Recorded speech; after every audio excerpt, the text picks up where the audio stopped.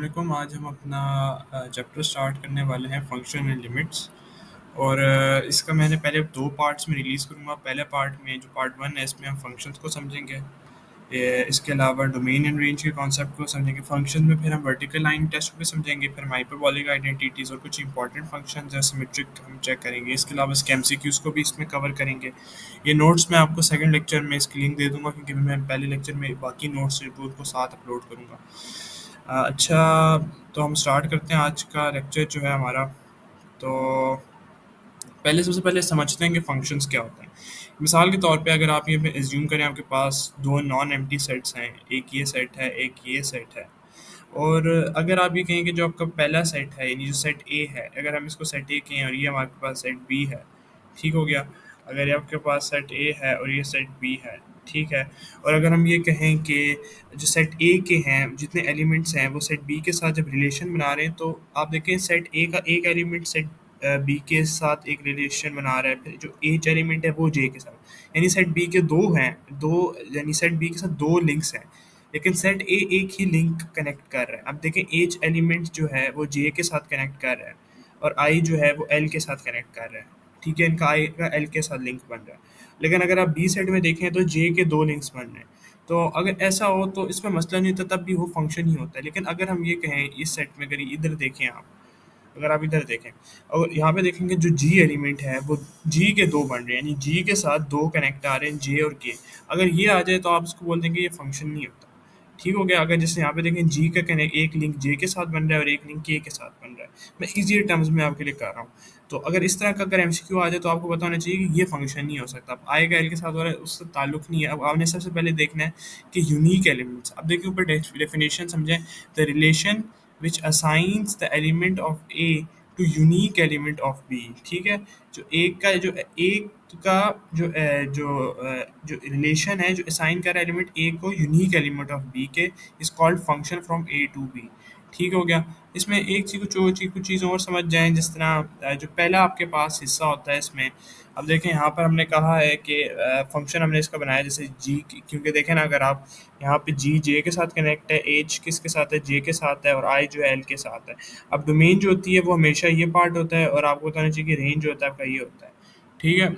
लेकिन आपने इसको इस तरह नहीं करना, आपने देखना है जो डोमेन जी ये है, डोमेन ये पहला जो हिस्सा होगा वो डोमेन का होगा, यानी जी एच और आई, ठीक है, जी एच आई। और जे और एल जो है जो उसका सेकेंड हिस्सा होता है वो रेंज होती है जे और एल, ठीक हो गया। ये कुछ बेसिक से कॉन्सेप्ट थे। अब हम आगे जाते हैं। जैसे एक वर्टिकल लाइन टेस्ट एक है, ये एक टेस्ट होता है। बट अगर आपको मिसाल के तौर पे फिगर्स दे दें, जैसे यहाँ पर देखें इन्होंने आपको फिगर्स ही कुछ दी हुई हैं, और वो पूछें कि भाई बताओ कि इनमें से which of the following is not a function, इनमें से फंक्शन नहीं, कौन सा नहीं है, ठीक है। अब आपको कैसे पता चलेगा कि इनमें से कौन सा फंक्शन नहीं है?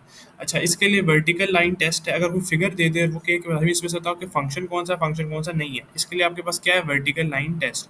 अब वर्टिकल लाइन टेस्ट क्या होती है, मैंने यहाँ पे लिखा हुआ है, helps us to find whether equation or figure represents a function or not. If a vertical line that intersects a graph more than once, then a graph does not define a function. मतलब क्या हुआ इसका कि मिसाल के तौर पे अगर आप यहाँ पर देखें, आपने एक वर्टिकल लाइन ड्रॉ करनी है, वर्टिकल लाइन ड्रॉ करनी है। अब देखें अगर आप वर्टिकल लाइन ड्रॉ करें, ठीक है, और वो मिसाल के तौर पे किसी दो पॉइंट से, यानी जैसे मिसाल के तौर पे अगर आप यहाँ पे एक वर्टिकल लाइन यूँ ड्रॉ करें, फिर एक यहाँ पे करें और एक यहाँ पे करें और एक यहाँ पे करें। अब देखें ऐसा कौन सा इन चारों में से फिगर है जिसमें जो वर्टिकल लाइन है वो दो पॉइंट्स पे इंटरसेक्ट करी है? आपके पास ऑप्शन सी और ऑप्शन डी दो ऑप्शंस हैं जहाँ पे वर्टिकल लाइन दो आपके पास यानी जो ग्राफ है आपका उसमें दो जगहों में ग्राफ है या फिगर है उधर दो जगहों में इंटरसेक्ट कर रही है। एक सर्कल में अगर आप देखें मैं यहाँ पे ड्रॉ करता हूँ सर्कल। अगर आपके पास सर्कल है और आप एक वर्टिकल लाइन ड्रॉ करें, एक ये पॉइंट में इंटरसेक्ट हो रहा है, एक ये पॉइंट में इंटरसेक्ट हो रहा है। और इसी तरह अगर आप ऑप्शन डी देखें, ये एक तरह की फिगर थी, अगर आपने वर्टिकल लाइन ड्रॉ की, एक इस पॉइंट में इंटरसेक्ट हो रहा है, एक इस पॉइंट में इंटरसेक्ट हो रहा है, तो ये क्या है, आपके पास फंक्शन नहीं होंगे, ठीक हो गया। इसका मतलब ये है कि circle is not a function, आपको बताना चाहिए, ठीक है। स्ट्रे अगर आपके पास एक लीनियर लाइन है जैसे ये लाइन है, ये फंक्शन होती है। अच्छा, अब हम आगे जाते हैं।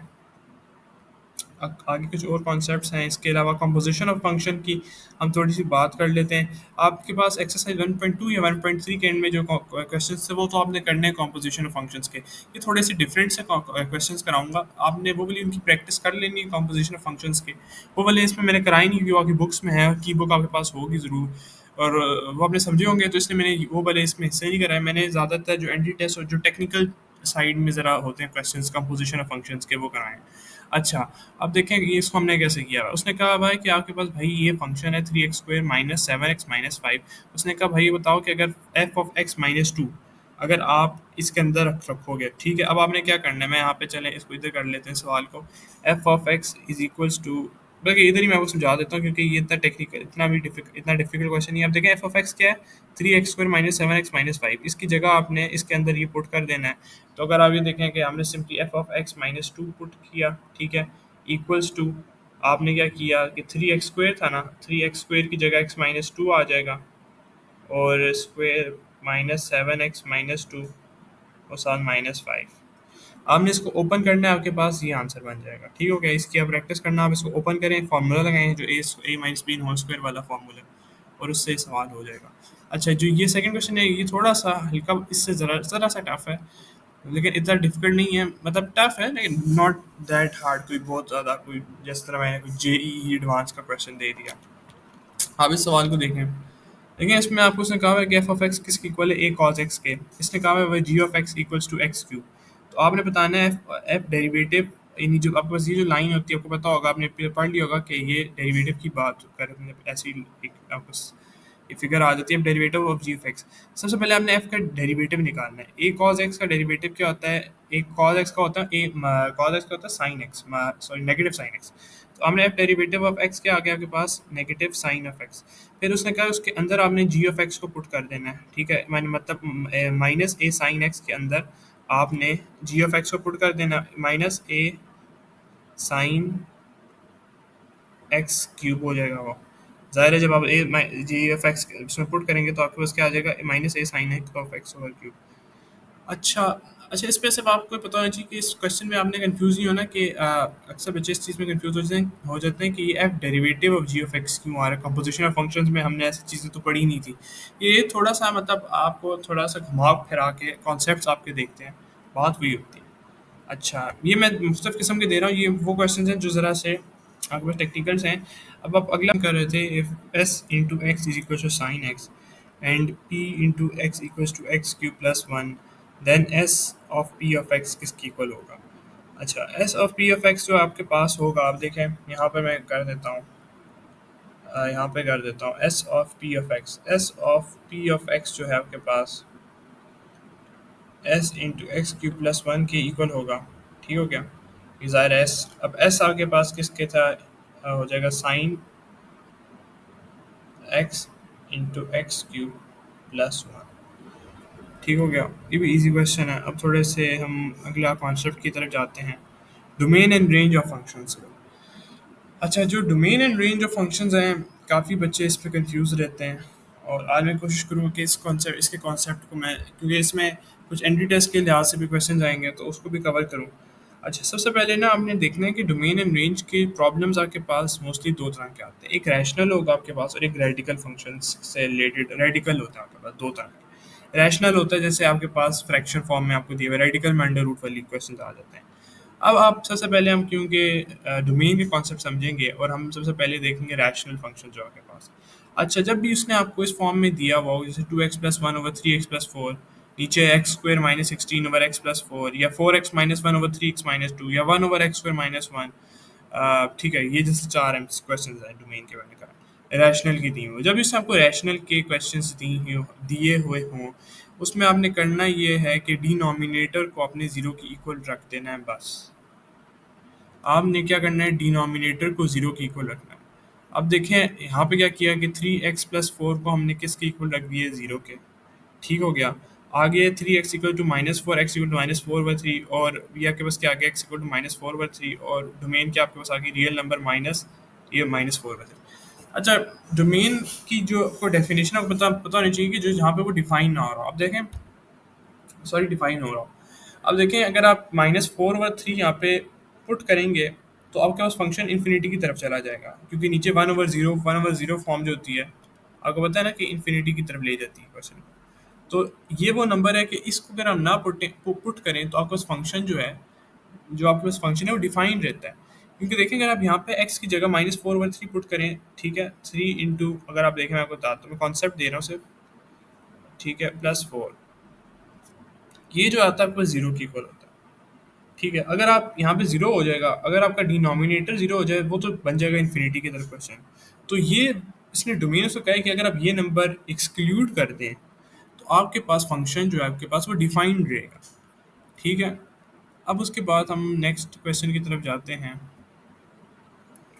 जो डोमेन उसने आपको दी हुई है कि function of x equal to x को -16/x+4, वही काम करना है आपने। इसमें थोड़ा सा वो है, मैं इसमें यहाँ पे लिख देता हूँ कि डिनोमिनेटर को आपने जीरो की इक्वल पुट करना है, एक्स की इक्वल आ गई -4 के, ठीक है, डोमेन क्या आ जाएगा, रियल नंबर माइनस -4, ठीक है। यानी मतलब देखें ना, अगर यहाँ पे -4 आप पुट कर दें, -4 + 4 क्या हो गया, जीरो, और वो फिर फंक्शन अनडिफाइंड हो जाता है।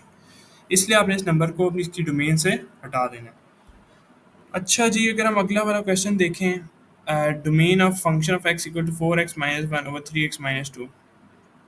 मैं इधर करता हूँ थोड़ा सा, इसमें भी ग्राफिक्स में प्रॉब्लम है। 4x-1/3x-2। अभी आपके लिए आप इसको पॉज करें और आप इस क्वेश्चन को अटेम्प्ट करने की कोशिश करें। आपने क्या करना है कि 3x-2 को जीरो की इक्वल पुट कर देना है, 3x के इक्वल आ गया 2 के, ठीक हो गया, और x किस इक्वल आ गया 2/3 के। तो आपकी डोमेन क्या बच जाएगी, रियल नंबर -2/3। यहाँ पे यहाँ पे था, ये देखें डोमेन क्या आ गई, रियल नंबर -2/3। अच्छा, अब हम रेडिकल एग्जाम्पल वाले क्वेश्चंस को कुछ देखते हैं। अच्छा, रेडिकल एग्जाम्पल के जितने क्वेश्चंस हैं आपके पास, इनको आपने ऐसा करना है कि आपने, आपको रैशनल की तो समझ आ गई, आपने डिनोमिनेटर को जीरो की इक्वल रख देता है। रेडिकल में आपने क्या करना है कि जो आपके पास ये इसके अंडर रूट के अंदर की जो वैल्यू है, आपने इसको ग्रेटर देन और इक्वल टू जीरो रखनी है, ठीक है ना। उसकी वजह यही है कि अगर मिसाल के तौर पे x+1 की, अगर यहाँ पर अगर आप x की वैल्यू लेस देन जीरो रखें, यानी नेगेटिव रख दें, तो -1 + 1 जो है वो जीरो हो जाएगी और फिर अनडिफाइंड की वाली तरफ चली जाएगी। और इसी तरह अगर आप -2 कर दें, -2 + 1 अगर आप कर दें, ठीक है, सॉरी, हाँ, -2 + 1 अगर आप कर दें तो क्या हो जाएगा, -2 + 1 -1 इमेजिनरी हो जाएंगी, यानी अनडिफाइंड होती जा रही है। आपने अनडिफाइंड नहीं होने देना, ठीक है। तो इसलिए आपके हम क्या करते हैं कि हम कहते हैं x+1 ग्रेटर देन और इक्वल टू जीरो, ठीक हो गया। आपने इस तरह करना है। अब देखें उसकी वजह ये है कि अगर आप यहाँ पे, अब उसने क्या कहा, x+1 क्या है बस आपने समझ रहे हैं लेम टर्म्स में, अगर किसी बच्चे को समझ नहीं है, बस वो ये समझ जाए कि आपने अंडर रूट के अंदर की, अगर वो कह दे कभी भी में रेडिकल क्या मतलब है, अंडर रूट के अंदर की कोई भी वो दे दे, x+1 x² - 4 कुछ भी दे दे अंडर रूट के अंदर, आपने उसको ग्रेटर देन और इक्वल टू जीरो के रखने, बराबर रखना है। और उसके बाद ग्रेटर देन और इक्वल टू क्या हो जाएगा, ये -1 हो जाएगा। और जो इसकी डोमेन होगी वो होगी,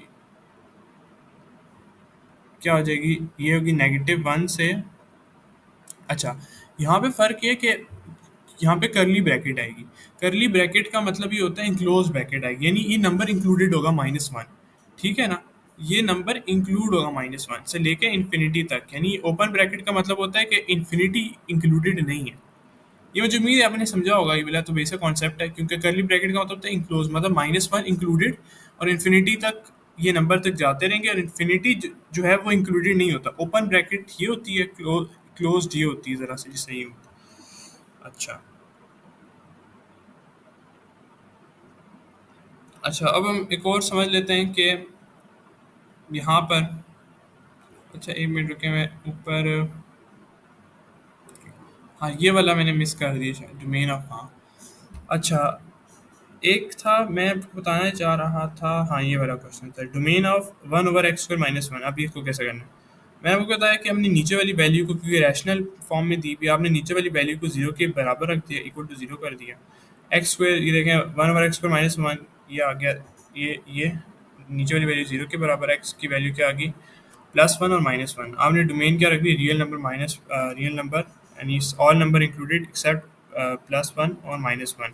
अच्छा, मैं यहाँ पे एक और चीज़ मैं बताना ही चाहूँगा कि अगर इंटरवल फॉर्म में आपको इसको लिखना पड़ जाए तो किस तरह लिखेंगे। इंटरवल फॉर्म में भी अक्सर वो कह देते हैं कि अब देखें, इंटरवल फॉर्म का मतलब ये होता है कि आपने यहाँ पर एक बहुत बड़ी सी एक इस तरह लाइन ड्रॉ की। यहाँ पे इन्फिनिटी है, ठीक है, यहाँ पे -1 है, यहाँ पे +1 है और यहाँ पे फिर से इन्फिनिटी है।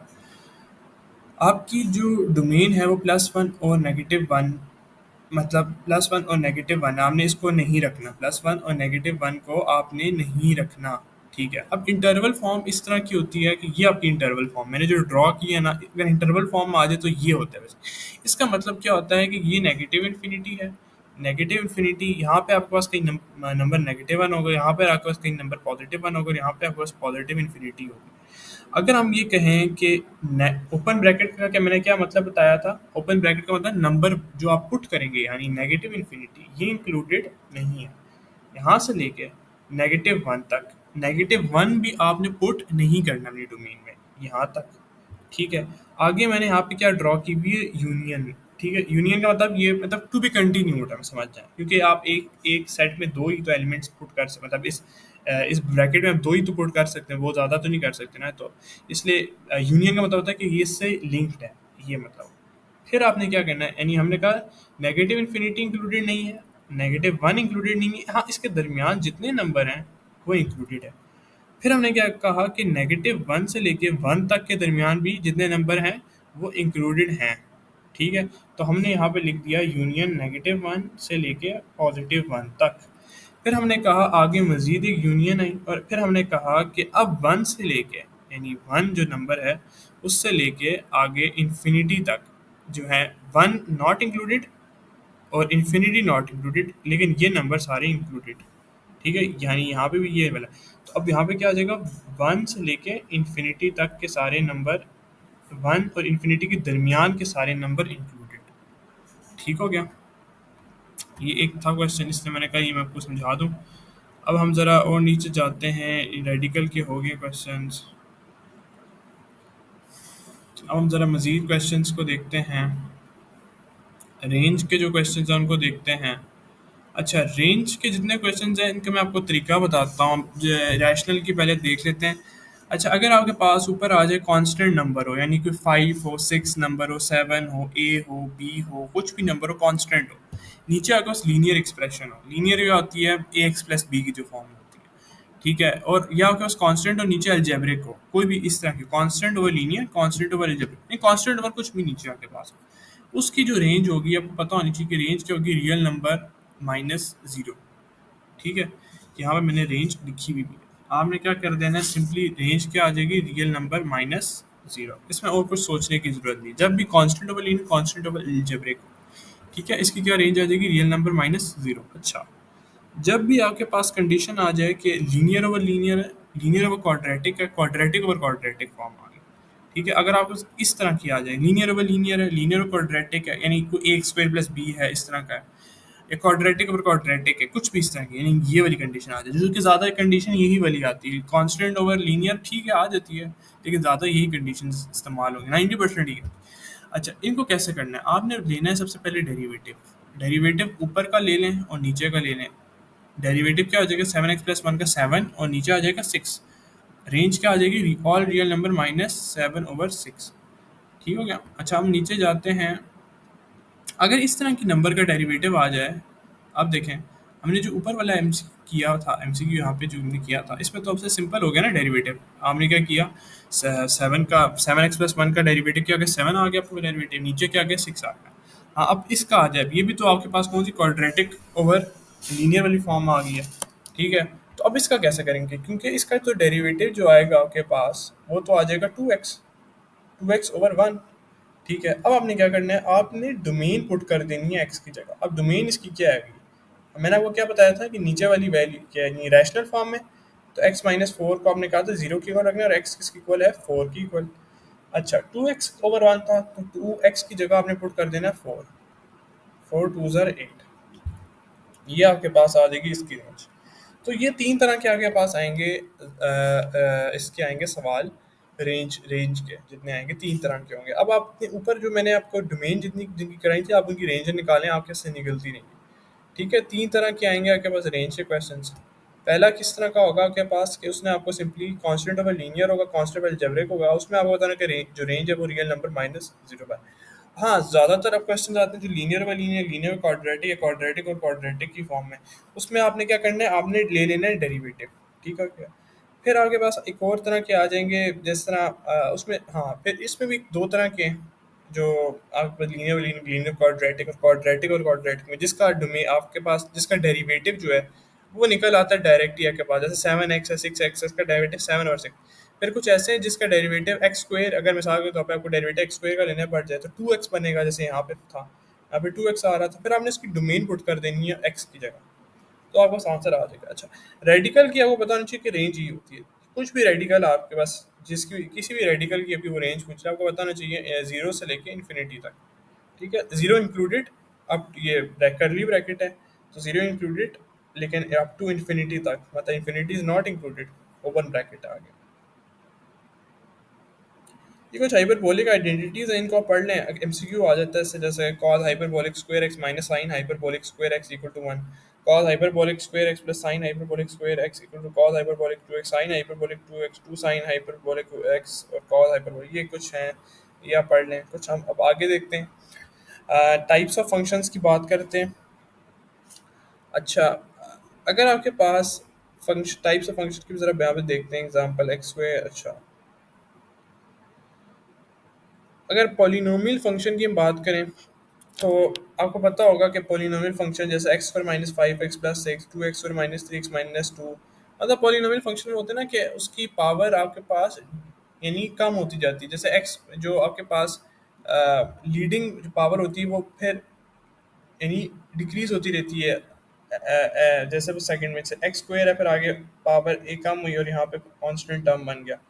2x स्क्वायर था, फिर आगे पावर कम हुई और यहाँ पे कांस्टेंट टर्म आ गया। इस तरह की जो आपके पास को जो होते हैं वो पॉलिनोमियल फंक्शंस होते हैं। यहाँ पे मैंने इसकी फॉर्म भी लिखी है, देखें ये जो फॉर्म है। ठीक है। अच्छा, अच्छा, इसकी मैंने आपको बतानी थी कि अगर वो आप पूछ ले आपसे एमसीक्यू में कि मुझे हमें बताएं कि what is domain and range of polynomial functions, तो आपको बताना चाहिए कि domain and range of polynomial functions are real number. ठीक है, क्योंकि इसमें आप कोई सा भी नंबर पुट कर सकते हैं, ऑल रियल नंबर आप इसमें पुट कर सकते हैं, कोई भी नंबर पुट करें, इसकी तो डोमेन और रेंज रियल नंबर रहेगी। और आप देखें ना, आप कोई ऐसा नंबर नहीं है जो आप, मतलब आप यहाँ पे कौन सा ऐसा नंबर पुट करेंगे कि x square minus 5x plus 6 undefined हो जाए। सोचे, कोई नंबर ऐसा नहीं है, मतलब इसकी डोमेन क्या है, रियल नंबर। फिर एक लीनियर फंक्शन है। लीनियर फंक्शन क्या होता है, जैसे एक्स प्लस बी की जो फॉर्म में होता है। ठीक है, आपको जैसे 5x प्लस 6 है, 6x प्लस 5 है, इस तरह की जो होती हैं, इसकी भी जो आपके डोमेन और रेंज होती है वो ऑल रियल नंबर होती है, रेंज भी इसकी रियल नंबर होती है। ठीक है, ये मैं इसलिए बता रहा हूँ कि अक्सर एमसीक्यू में पूछ लेते हैं कि वो domain and range of linear functions. तो फिर आपके पास कांस्टेंट फंक्शंस हैं। कांस्टेंट फंक्शंस की डोमेन तो रियल नंबर होती है, जिसकी जो रेंज होती है वो नंबर इटसेल्फ इसका होता है। अब देखिए मिसाल के तौर पे उसने यहाँ पे पूछा हुआ है example f of x equal to 3 है। ठीक है, तो डोमेन क्या है इसकी, हमने कहा रियल नंबर है। रेंज क्या है, जो नंबर जो है जो इटसेल्फ नंबर होगा। ठीक है, यानी जो कांस्टेंट टर्म होगी आपके पास वही इसकी रेंज होगी। इसको आप अभी हम एक्सप्लिसिट फंक्शन और इम्प्लिसिट फंक्शन की बात करते हैं। तो एक्सप्लिसिट फंक्शन से पहले एक कॉन्सेप्ट है कि जैसे अगर आपको पता होना चाहिए y equal to x plus 2, मैंने यहाँ पे लिखा है, आपको पता होगा कि जो x है ये एक इंडिपेंडेंट वेरिएबल है, y एक डिपेंडेंट वेरिएबल है। और इस तरह ये इंडिपेंडेंट है, डिपेंडेंट है y के, जो भी x के अंदर आप वैल्यू स्टोर करेंगे वो y को मैटर करती है। अगर आप x में 1 की वैल्यू स्टोर करेंगे तो y में 3 स्टोर होगा, अगर आप x में 2 की वैल्यू पुट करेंगे तो y में 4 स्टोर होगा। तो आप क्यों कर बेसिकली आप y को इजीली एक्सप्रेस कर पा रहे हैं इन term of independent variable x के। ठीक है, मतलब आप y में y का एक रिलेशन है x के साथ। ठीक है, y डायरेक्ट रिलेशन x के साथ। ठीक है, तो आप ये भी कह सकते हैं कि y फंक्शन है x का। ठीक है, y फंक्शन है x का। अच्छा, और आपको यहाँ पे एक चीज़ और भी आप नोट कर पा रहे होंगे इन एग्जांपल्स के थ्रू। जैसे ये एग्जांपल है कि यहाँ पे जो जो दोनों वेरिएबल्स हैं मिक्स नहीं हो रहे, आपको इजीली आप मतलब ये दोनों वेरिएबल्स अलहदा हैं। जैसे y equal to x square plus 4x plus 1, ये दोनों वेरिएबल्स अलहदा हैं, मिक्स नहीं। इम्प्लिसिट फंक्शन ऐसा होगा कि ये दोनों वेरिएबल्स अगर मिक्सड हो जाए, मतलब ये कि आप फिर इजीली एक्सप्रेस नहीं कर पा रहे, ठीक है। कैसे नहीं कर पा रहे, जैसे x y square plus two x square y जो है इक्वल टू जीरो है, ठीक है। इसमें आप देखें कि y can not express in term of independent variable x, then y is called an implicit function, ठीक है।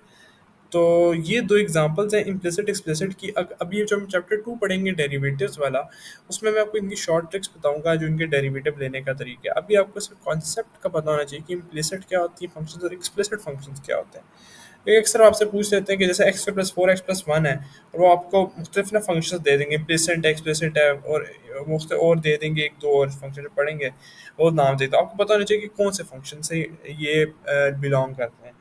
अच्छा, अब इवन फंक्शन है और ऑड फंक्शन है। इवन फंक्शन आपको मैंने इसमें समझाया भी था इससे पहले लेक्चर में, जो पहला हमारा लेक्चर था, कि अगर आप कोई भी नेगेटिव वैल्यू इनपुट कर रहे हैं, ठीक है, और वो आपको आउटपुट में पॉजिटिव उसको कर रहे हैं वैल्यू को, जैसे अगर आप कॉस की अगर आप वैल्यू नेगेटिव पुट कर दें, ठीक है, कॉस के नेगेटिव पुट करें, और अगर आप इसका जो डेरिवेटिव है जो बनता है नेगेटिव साइन एक्स, मतलब वो कर देगा क्योंकि कॉस का जो डेरिवेटिव है नेगेटिव साइन एक्स है, और अगर साइन जो नेगेटिव वाला है उससे मिलाएं तो पॉजिटिव साइन एक्स हो जाएगा आपके पास। तो ये इसका जो आपके पास है उसको, जो साइन है नेगेटिव का उसको पॉजिटिव कर देता है। अब अगर function of F of negative x, यहाँ पे जो ये वाला फंक्शन है, अगर आप यहाँ पे भी ये करें कि नेगेटिव एक्स को यहाँ पे रखें, तो ये इसको पॉजिटिव करके एक्स स्क्वायर प्लस वन कर देगा, ठीक है। तो यानी इवन फंक्शन ऐसा फंक्शन होगा कि अगर आप नेगेटिव इनपुट करें तो वो उसका आउटपुट पॉजिटिव कर देगा। ऑड फंक्शन इसका ऑपोजिट है। ऑड फंक्शन क्या है कि वो अगर आप नेगेटिव पुट करें तो वो नेगेटिव ही रहेगा। अब जैसे साइन एक्स है, साइन एक्स को हम कहते हैं कि ये एक ऑड फंक्शन है। वो कैसा ऑड फंक्शन है कि अगर आप साइन के अंदर नेगेटिव इनपुट कर रहे हैं, तो साइन का जो डेरिवेटिव है वो होता है कॉज एक्स। तो कॉज एक्स की वजह साइन का जाहिर नेगेटिव पुट किया तो बाहर नेगेटिव ही साइन रहेगा, क्योंकि साइन कॉज एक्स है। तो ये आपको कुछ चीज़ें ये पता होना चाहिए। इसके अलावा कुछ पैरामेट्रिक इक्वेशंस हैं, तो जिसमें से यहाँ पे प्रॉब्लम हो गई थी, मैं यहाँ पे ऊपर इसको हटा देता हूँ, कोशिश करता हूँ बेसिकली। ये x equal to at square y equal to 280, ये पैराबोला की इक्वेशन है। अब कॉनिक्स चैप्टर जब पढ़ेंगे उसमें आपको इन चीज़ों की समझ आएगी, पैरामेट्रिक इक्वेशंस की। अभी मैं थोड़ा ये बेसिकली आपको बेसिक्स से डील कर रही हैं चीज़ें। मतलब आपको अभी एमसीक्यूज क्योंकि आप एनईटी दे रहे हैं, इसलिए आपको थोड़ी सी एडवांस चीज़ें भी पढ़नी पड़ जाती हैं। तो इस लिहाज से आप ये समझ जाए पैरामीट्रिक इक्वेशन का पैराबोला की, ये आप याद करने हैं। ये इक्वेशन जो है आपको पता होनी चाहिए कि ये इक्वेशन किस कौन से कॉनिक्स से बिलोंग करती हैं। अब जैसे x equal to at square y equal to 280, ये जो है पैराबोला से डिफाइन को बिलोंग करती हैं। X equal to a cos theta y equal to a sine theta, इस सर्कल से बिलोंग करती हैं। फिर x equal to a cos theta y equal to b sine theta ellipse. अच्छा, सर्कल और इलिप्स में अक्सर बच्चे कंफ्यूज हो जाते हैं। जो सर्कल से बेसिकली ए कॉस थीटा साइन थीटा का मतलब है इनका जो कॉफिशिएंट है वो सेम है। अगर कॉफिशिएंट सेम है तो वो सर्कल से बिलोंग करेगी इक्वेशन। जैसे five cos theta six sine theta, अगर five cos theta six sine theta हो, x is equal to five cos theta y is equal to six sine theta, तो इस सर्कल की पैरामीट्रिक इक्वेशन है।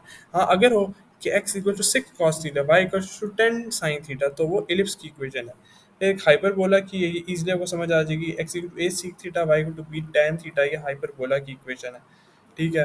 अब हम इससे अगले वाले में जाते हैं। if x equals to 4 cos t y equal to 5 sin t then the conic represents। अब इस तरह का एमसीक्यू आता है, ये भी मैंने पास्ट एक एमसीक्यू देखा था। अगर आपको ये ऊपर वाली याद होंगी कॉनिक्स की रिप्रेजेंटेशन, अब 4 cos t y equal to 5 sin t, मैंने आपको क्या बताया था कि अगर डिफरेंट होंगी, अगर इनका जो आपके पास कॉफिशिएंट है यहाँ पे सेम नहीं है, अगर सेम होगा तो वो सर्कल है, सेम नहीं है तो इलिप्स है, तो इसलिए हमने यहाँ पे इलिप्स को लिखा। अच्छा, अब थोड़ा सा सिमेट्री के बारे में समझते हैं। सिमेट्रिक अबाउट जिस तरह एक्स एक्सिस है, सिमेट्री अबाउट वाई एक्सिस है, और सिमेट्री अबाउट ओरिजिन है। इससे रिलेटेड अब हम पढ़ते हैं। अच्छा, आप एक बार इसको पहले रीड कर लें, उसके बाद फिर हम इसको स्टार्ट करते हैं।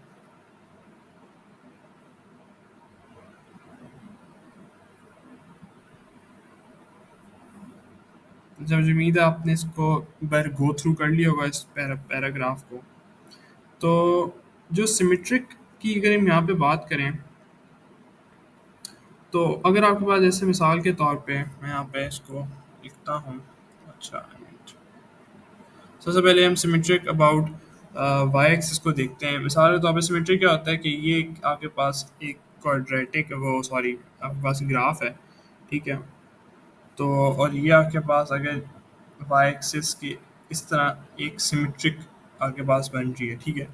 तो ये आपके पास बेसिकली ग्राफ से अगर रिप्रेजेंट को तो आपको बताना चाहिए कि ये ग्राफ जो है, ये ग्राफ बेसिकली बता रहा है कि सिमेट्रिक अबाउट वाई एक्सिस है, ठीक है, क्योंकि वाई एक्सिस है इसमें सिमेट्रिक आपके पास अबाउट वाई एक्सिस है।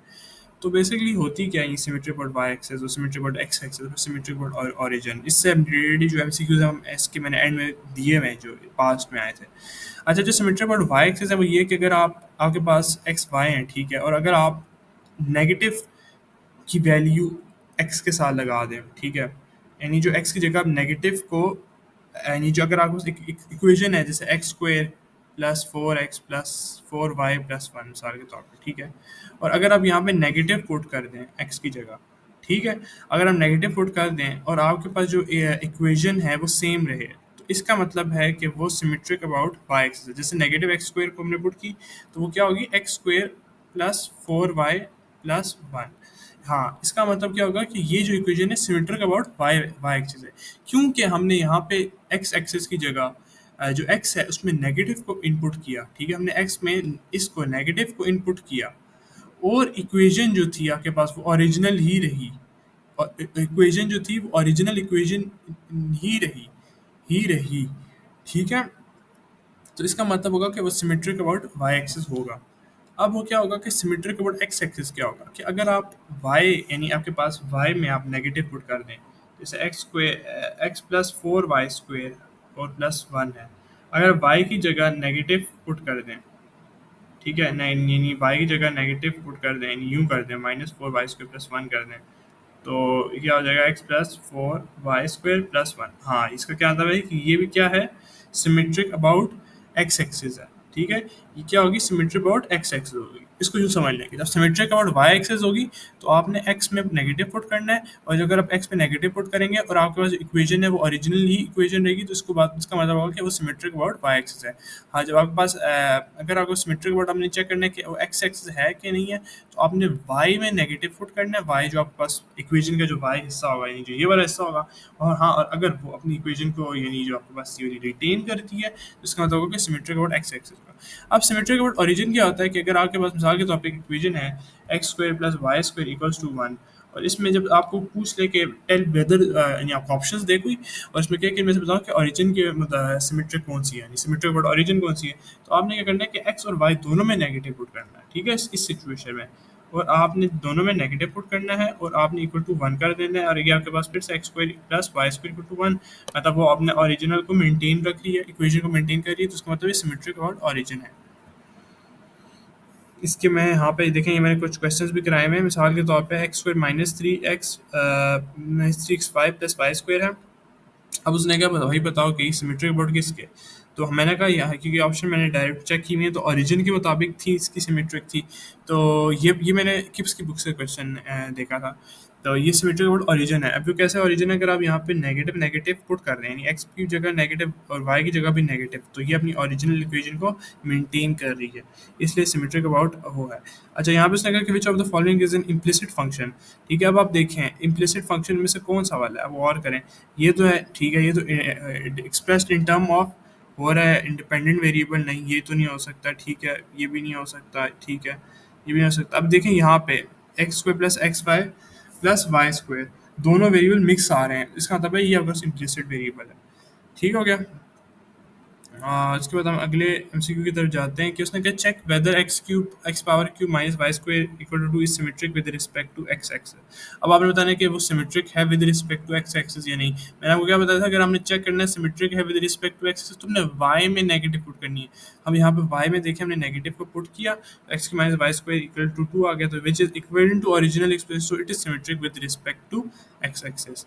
तो अच्छा, फिर ये कुछ और भी क्वेश्चंस थे। अच्छा, मुझे ये अब आपने जो ऊपर हाइपरबोलिक आइडेंटिटीज मैंने आपको कहा था याद करनी, cos hyperbolic square x minus sine hyperbolic square x इसके इक्वल होगा 1 के इक्वल होगा। जो ऊपर मैंने आपको हाइपरबोलिक आइडेंटिटीज दी हुई उसको आपने ज़रूर याद करना है। फिर उसने यहाँ पे कहा है कि which of the following is an even function. अच्छा, बहुत से बच्चे क्या करेंगे, कहेंगे यार ये तो आसान है, तो हमें पता है, तो हमने क्या करना है, कॉज एक्स क्योंकि इवन फंक्शन बनता है, ठीक है, क्योंकि वो अपना अगर आप नेगेटिव को पुट करते हैं कॉज एक्स में तो वो उसको आगे कर देता है, पॉजिटिव कर देता है। लेकिन ऐसा नहीं करना, हमने देखें तीसरी जो सी ऑप्शन है वो साइन स्क्वायर एक्स है। अगर आप साइन स्क्वायर एक्स यानी नेगेटिव एक्स का स्क्वायर जो है, अगर आप यहाँ पे डेरिवेटिव लें तो वो हो जाएगा कॉज माइनस कॉज एक्स हो जाता है साइन का, ठीक है, नहीं सॉरी, साइन का कॉज एक्स होता है, कॉज का नेगेटिव होता है। और तो लेकिन जो नेगेटिव एक्स स्क्वायर है तो वो नेगेटिव इंटू नेगेटिव पॉजिटिव हो जाएगा, ठीक है। तो वो इसका जो साइन है नेगेटिव को पॉजिटिव कर रहा है, ऑप्शन बी में भी कर रहा है, वो तो जाहिर है आपको नज़र आ रहा है, ऑप्शन बी में कर ही रहा है। और ऑप्शन सी में भी कर रहा है, क्योंकि ऑप्शन बी में कैसे कर रहा है कि हमने कॉस के अंदर नेगेटिव एक्स पुट किया, कॉस का डेरिवेटिव होता है माइनस साइन एक्स, ठीक है, और यहाँ पे ये साइन एक्स जो है ये इससे जाएगा और ये पॉजिटिव कर देगा इसको, तो ये तो साइन एक्स हो ही रहा है, एक ये हो रहा है और एक कॉस एक्स स्क्वायर ये हो रहा है। तो इसलिए हमने कहा कि बोथ बी एंड सी। अच्छा, जो अगला लेक्चर है वो लिमिट्स ऑफ उससे रिलेटेड है, लिमिट्स ऑफ फंक्शन और कंटिन्यूटी ऑफ फंक्शन, वो मैं कोशिश करूँगा एक दो दिन तक वो भी आ जाए, होपफुली फ्राइडे तक वो भी मैं रिलीज़ कर दूँगा। उससे पहले आप इस लेक्चर को एक बार गो थ्रू कर लें, जो प्रीवियस लेक्चर्स उनको गो थ्रू कर लें, और मज़ीद सजेशंस के लिए ज़रूर अपनी आप कमेंट सेक्शन में इज़हार करें, और इसके अलावा इस चैनल को ज़रूर सब्सक्राइब करें। Okay, thank you.